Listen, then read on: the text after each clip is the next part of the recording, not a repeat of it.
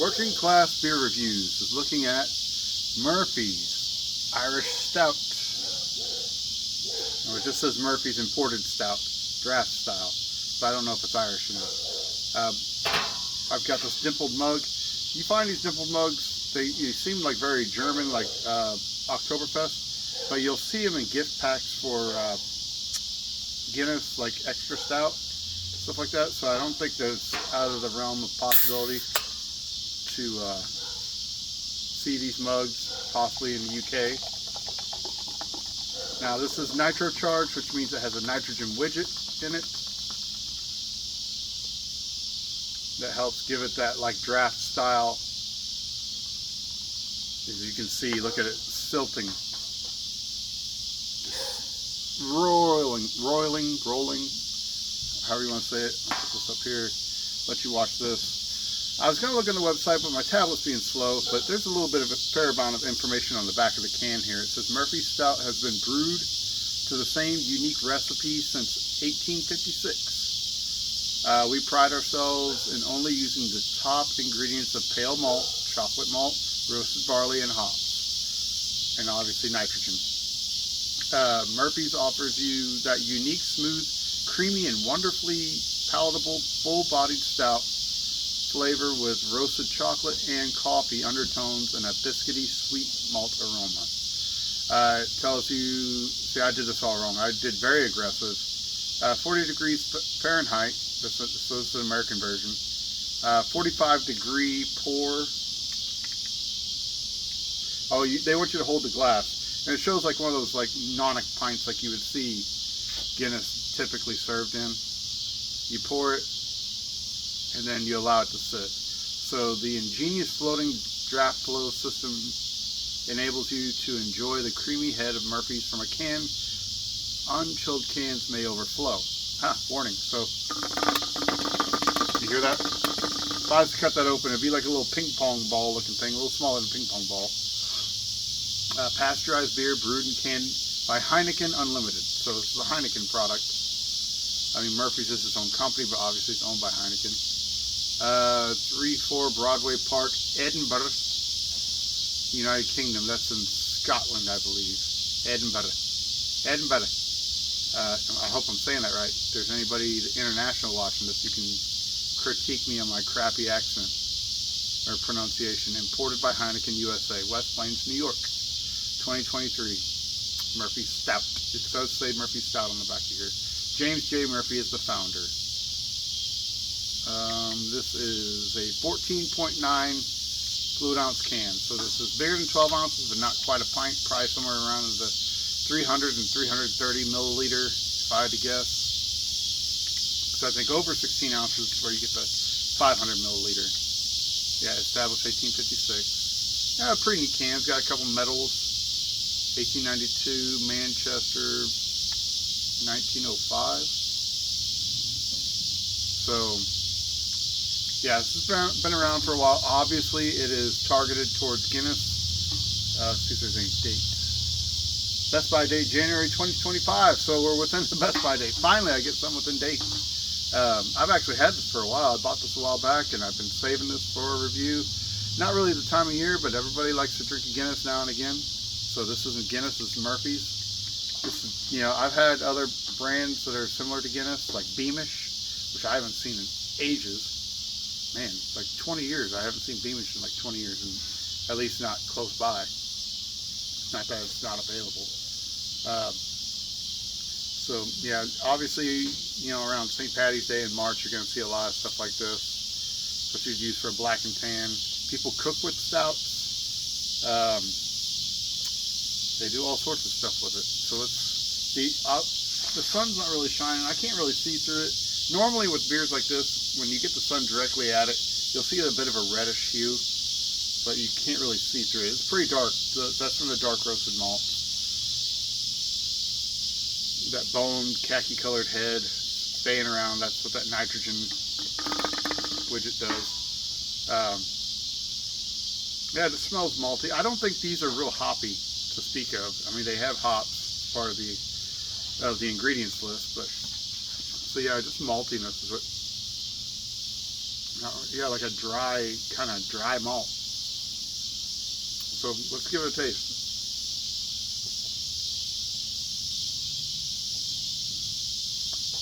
Give myself a bit of a mustache there.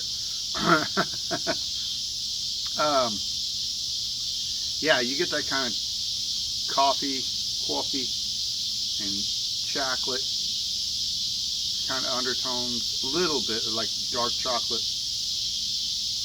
Definitely get a lot of like maltiness. It didn't even say what the percentage is. I'm guessing it's under 5%. That's Guinness's. And if this is a direct competitor,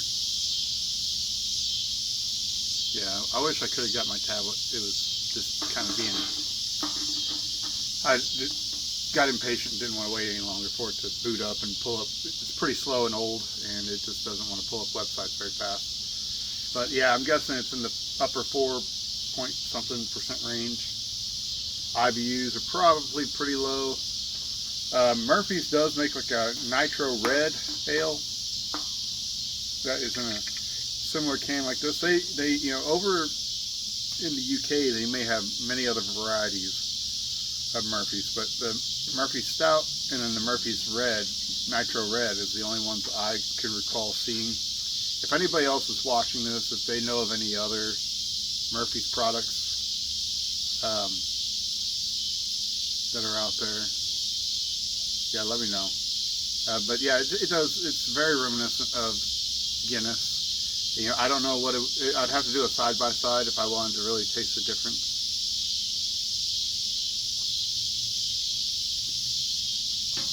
It's good, and I like how that head's retaining. That's nice. Nice presentation. Gives it a good, soft, creamy mouthfeel. But it's not overly bitter. You know, when I was early on in my days of trying beer, I used to look at dark beers. I was like, oh, it's thick like motor oil. Blah, blah, blah, blah, blah. No, it's not. It's not. It's actually quite wet. It's not thick. Now, you get those Russian Imperial Stouts, they may have more of a heavy presence when you're sipping it. You know, but I think you're going by appearance alone. When you're used to just drinking light beer, anything like this, it just seems like it's heavy and thick. It's really not. This is actually what the working class people over in UK would drink. You know, that's what stout is, a strong porter. Over there, I think they have different tax laws for stronger beers. So a lot of their beers over there, their regular run-of-the-mill stuff is fairly low ABV. But they would allow people to drink like on lunch and stuff like that. And obviously people would be going to the pubs and things after work, and they'd knock back a few pints of this. But it was high in calories, so if you didn't eat a bunch, at least you were able to take in some calories for energy to work. Especially back, you're talking like back, like, you know, late 1800s, pre-World War I. But a stout is a stronger porter. Porter was a dark roasted malt beer instead of your normal pale ales, but it was made for people that worked on the docks, on the ports. You know, so that's why they called it porters, and that's who they were catering. They were catering to a specific, you know, group of people that did hard, you know, arduous, laborious work, and they wanted to give them something that give them a little treat, I guess so you'd say, because it'd be nice if my employers gave me beer, but I drive a truck, so obviously that's out of the question. Maybe not so much back then. And I've heard stories from beer distributors back in like the 70s, 80s, and 90s, and maybe even into the early 2000s, where the driver would finish his route, and wherever his last stop, if it was like a bar, he would sit down and have a couple beers and then buy like rounds for anybody that was there, and then the company would kind of pay for it. But they would have to drink whatever beer they were delivering, like if it was Budweiser or Miller, or, you know, whoever. They'd say, you know, anybody drinking Miller Lights, your drink's on me, or anybody drinking Bud Light, your beer's on me. And then, you know, then they would get back to the warehouse and they would have like a cooler or a fridge full of beer, and they'd let, you know, everybody just kind of hang out after they did their paperwork, and, you know, maybe they clocked out, I don't know. they may not have got paid for it, but they probably got free beer.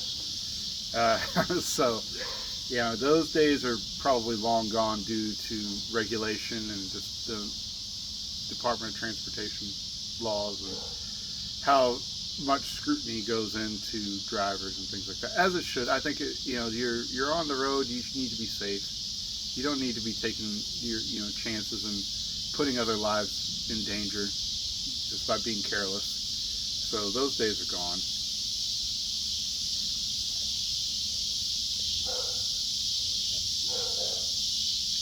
Finished it. That's good. Finished it.